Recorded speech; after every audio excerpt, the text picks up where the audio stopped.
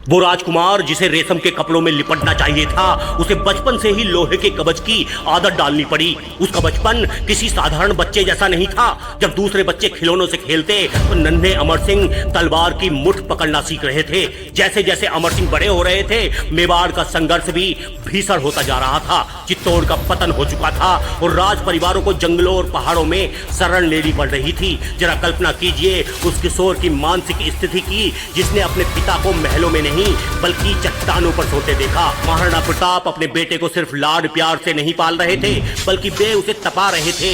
वे जानते थे कि आने वाला समय बहुत ही क्रूर होगा और कमजोर कंधों पर मेवाड़ की पगड़ी टिक ही नहीं पाएगी। अमर सिंह की असली पाठशाला अरावली के घने जंगल थे। वहीं उन्होंने सीखा कि दुश्मन को कैसे चकमा देना है, कैसे कम संसाधनों में भी बड़ी सेना से लोहा लेना है और कैसे भूख प्यास को जीतकर अपने लक्ष्य पर डटे रहना है। यह वह दौर था जब भील जनजाति के लोग उनके गुरु और संरक्षक बने।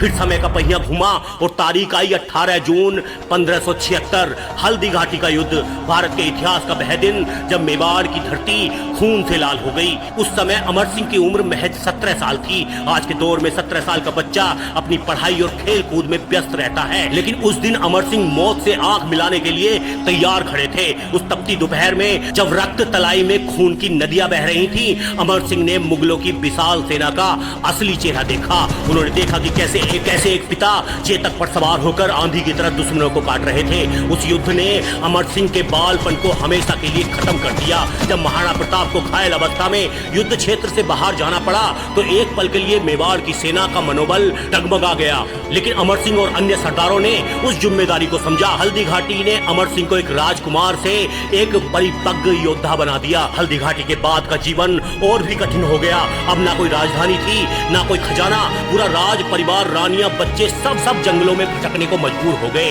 कई बार ऐसे दिन आए जब खाने के लिए अन्न का दाना तक नहीं था, घास की रोटियां खानी पड़ी। लेकिन इन हालातों ने अमर सिंह को तोड़ा नहीं बल्कि और भी मजबूत बना दिया। वे अपने पिता की परछाई बनकर उनके साथ रहे। लेकिन हर युवा खून में एक उबाल होता है, एक जल्दबाजी होती है, और अमर सिंह भी उससे अछूते नहीं थे। उनके जीवन का एक हिस्सा ऐसा भी है जो उनके चरित्र निर्माण की सबसे बड़ी नींव बना।